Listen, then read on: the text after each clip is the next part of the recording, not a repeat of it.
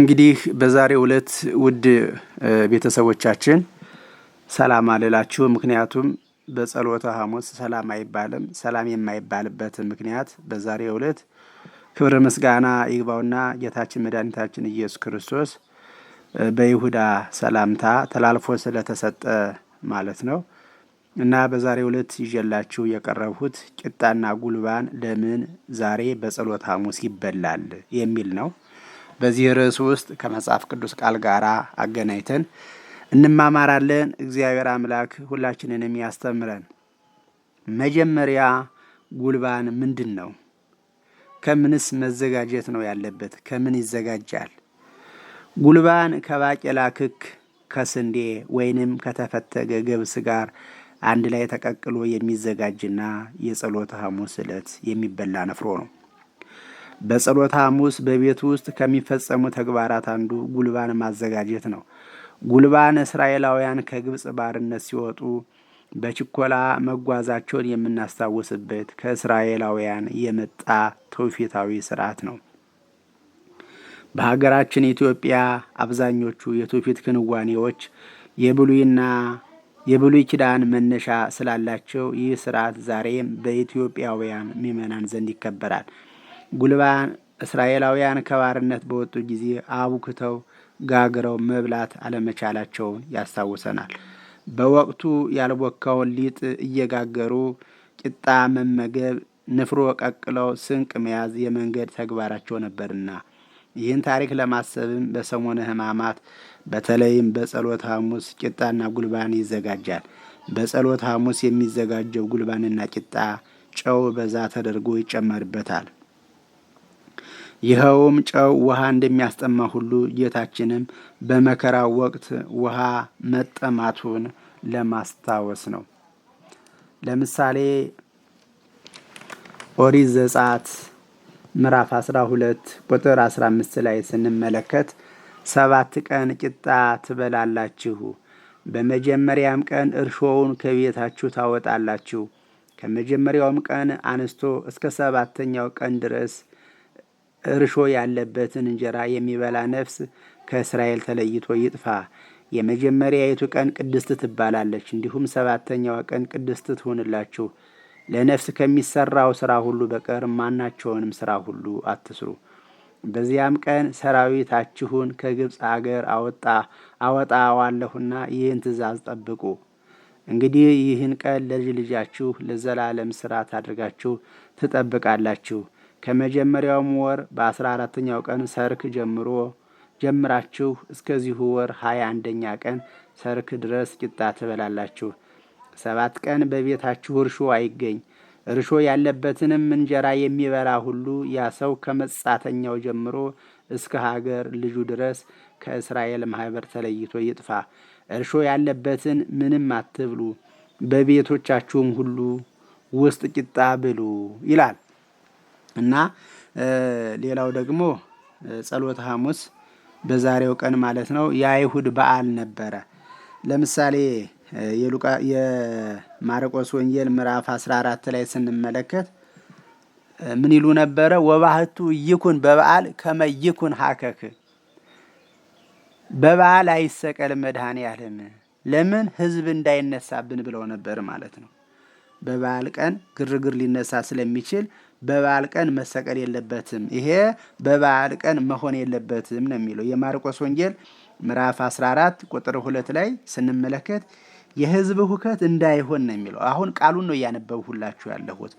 የህዝብ ሁከት እንዳይሆን በበዓል አይሁን ይሉ ነበርና ይላል እና የፋሲካ በዓል ነበረ ማለት ነው። ፋሲካ ማለት ፓሳ ካለው ቃል የተገኘ ሲሆን ፋሲካ ወይንም ፓሳ ማለት አለፈ ማለት ነው። የእስራኤል መከራ የእስራኤል መቅሰፍት አለፈ፣ ማዕቱ አለፈ ማለት ነው እና የዛሬው ዕለት ፋሲካ እየተባለ ይጠራል። በማን ዘንድ? በእስራኤል ዘንድ ማለት ነው። ሌላው የጸሎተ ሐሙስን በዓል ምክንያት በማድረግ ከዚህ በመቀጠል ሌላ ቪዲዮ እንሰራለን። ያንን እንድትከታተሉ በአክብሮት ጋብዛለሁ። ለዛሬው ጉልባንና ቂጣ ለምን ይበላል የሚለውን ካየን ይበቃናል። እግዚአብሔር ይስጥልኝ። እንኳንስ ለጸሎተ ሐሙስ ዕለት አደረሰን አደረሳችሁ። በሀገር ውስጥና ከሀገር ውጭ ያላችሁ እንግዲህ ሰላም ዛሬ አይባልም ጸሎተ ሐሙስ ስለሆነ ይህንን ቪዲዮም እያዘጋጀሁ ያለሁበት ዕለት ጸሎተ ሐሙስ ስለሆነ ማለት ነው።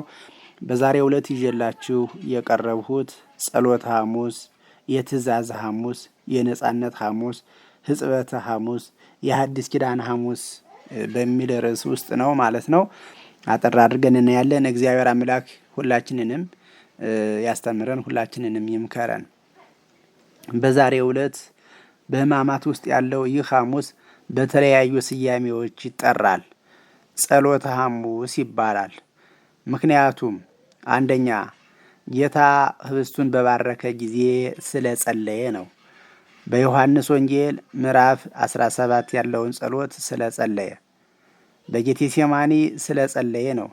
ሁለተኛ የትእዛዝ ሐሙስ ይባላል። ምክንያቱም ከሕጽበተ እግር በኋላ ጌታችን መድኃኒታችን ኢየሱስ ክርስቶስ የደቀ መዛሙርቱን እግር ካጠበ በኋላ እናንተም እንዲሁ አድርጉ ከመዝ ግበሩ ለቢጽክሙ ብሎ ስላዘዘ ነው። ሌላው በጌቴሴማኒ ጌታ ወደ ፈተና እንዳትገቡ ጸልዩ ብሎ ስላዘዘ። ሌላው ሥርዓተ ቁርባንን ከሰራ በኋላ ከመዝ ግበሩ ተዝካሬየ፣ ይህ በነገው ዕለት የሚፈተተው ሥጋዬ ነው ብሎ ከመዝ ግበሩ ተዝካሬየ፣ መታሰቢያዬን እንዲህ አድርጉ ብሎ ስላዘዘ፣ እንዲሁም ሌሎችንም የሐዲስ ኪዳን ትእዛዛት ለማስታወስ ያህል ነው። ሶስተኛ የነጻነት ሐሙስ ይባላል። ምክንያቱም ከእንግዲህ ወዲህ ባሪያዎች አልላችሁም ወዳጆች ግን ብያችኋለሁ ያለውን የነጻነት ቃል ለማስታወስ ነው። ሕጽበተ ሐሙስ ይባላል። ምክንያቱም በዚህ ቀን የደቀ መዛሙርቱን እግር ስላጠበና እናንተም እንዲሁ አድርጉ ብሎ ባዘዘን መሰረት ዛሬ በቤተ ክርስቲያናችን መታሰቢያ ስለሚደረግ ነው። የሐዲስ ኪዳን ሐሙስ ይባላል። ምክንያቱም በዚህ ቀን ምሽት ጌታ ይህ የሐዲስ ኪዳን ደሜ ነው በማለት የሰጠንን ዘለዓለማዊ ኪዳን የሚያስታውስ ነው። እስካሁን በስያሜው እንደተመለከትነው በዚህ ዕለት የተፈጸሙት ክንውኖች ወይንም ድርጊቶች በወንጌላት እንደሚከተለው ተገልጸዋል። የፋሲካ ዝግጅት ተደረገ። ከፋሲካው በዓል ጋር ጌታ ሥርዓተ ቁርባንን ሰራ። በዮሐንስ 17 ያለውን ጸሎት በጌቴሴማኒ ጸለየ። በዚህ ዕለት ይሁዳ ጌታን አሳልፎ ሰጠው፣ ወታደሮችም ያዙት። ማቴዎስ 26:1-46 ይመልከቱ። በዚህ ቀን ጌታችን ፍጹም ትሕትናውን ለመግለጽ የደቀ መዛሙርቱን እግር አጠበ። በዚህ ዕለት ጌታ ለደቀ መዛሙርቱ ረጅም የማጠቃለያ ትምህርት አስተምሯል። የዮሐንስ ወንጌል ምዕራፍ 14ና 16ን በሙሉ ይመልከቱ። ይህ ቀን ጌታ ከደቀ መዛሙርቱ ጋር የነበረበት የመጨረሻ ቀን ነበር። ስለዚህ በጸሎቱ ያደረጋቸው ነገሮች ፍቅሩ የተገለጸባቸው ክንውኖች ናቸው። ስለዚህ ሁኔታ ዮሐንስ የወደዳቸውን እስከ መጨረሻው ወደዳቸው ሲል ጽፏል። ዮሐንስ 13 በዚህ ቀን ከሐዋርያት ጋር ጸልየዋል ወይንም ጸሎት አድርጓል። እግራቸውን አጥቧቸዋል። የሐዲስ ኪዳንን ሥርዓተ ቁርባንን መስርቶላቸዋል። ሕይወቱንም ስለ ሁሉ አሳልፎ ለክፉዎች እጅ በመስጠት ፍቅሩንም ገልጿል። ስለዚህ ይህንን ይመስላል ማለት ነው። ባጭሩ ያስተማረን፣ የመከረን፣ የገሰጸን የአባቶቻችን አምላካችን እግዚአብሔር ስሙ የተመሰገነ ይሁን።